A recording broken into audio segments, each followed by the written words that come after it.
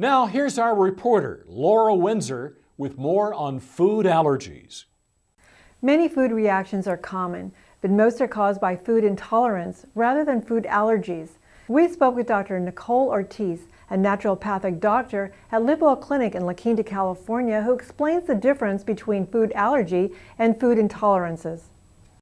A food allergy is usually an immediate reaction to a food that you consume, oftentimes a very strong response. That could be when you're consuming a peanut and your throat's going to get tight and close up, and it could be quite an emergency. And most people are very aware of their food allergies at a young age. A food intolerance is something a little bit different. It can be insidious, meaning that you might not know that you're consuming the food and it's causing a reaction in your body that's negative to your health. It's a reaction to food that can cause many different symptoms, not just in the stomach, like stomach pain, bloating, or gas. It can even cause things like skin rashes, itching, or headaches, things that we might not even associate with the food that we're eating. Dr. Ortiz explains some common foods that cause food intolerances. The most common foods that come up as food intolerances are dairy, so that could be milk, cheese, cottage cheese, yogurts, butters, soy, which is found in many products, especially prepackaged foods, and gluten, which is actually a protein found in wheat. So any product that has flour, whether it's white or whole wheat flour, it's still part of the gluten protein. The most common, very strong food allergies are nuts, shellfish, and usually strawberries, avocados, and other fruits. With something like an avocado, you may feel swelling in your lips or a kind of a fuzzy tingling feeling in the mouth.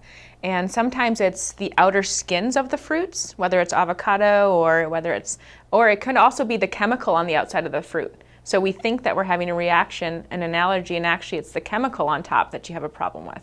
So, it's really important to wash your food really well no matter what.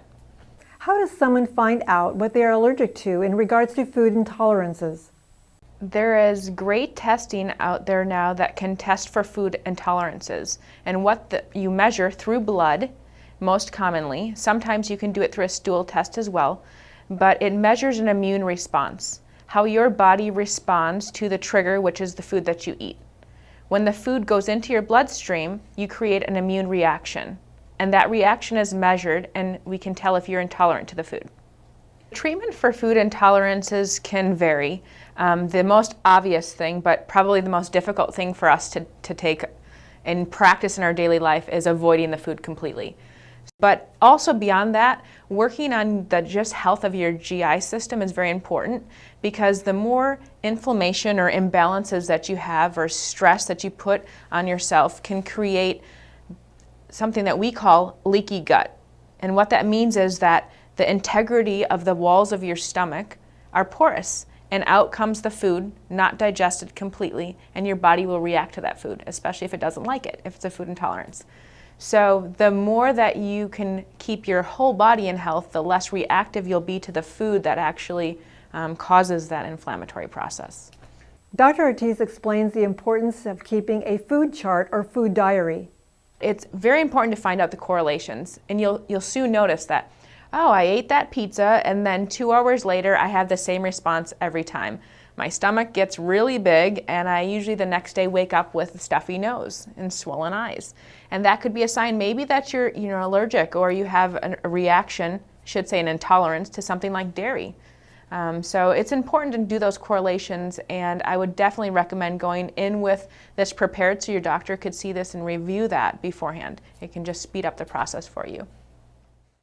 If you happen to have a reaction after eating a particular type of food, consult with your doctor for the proper diagnosis and treatment. For the American Health Journal, I'm Lora Windsor.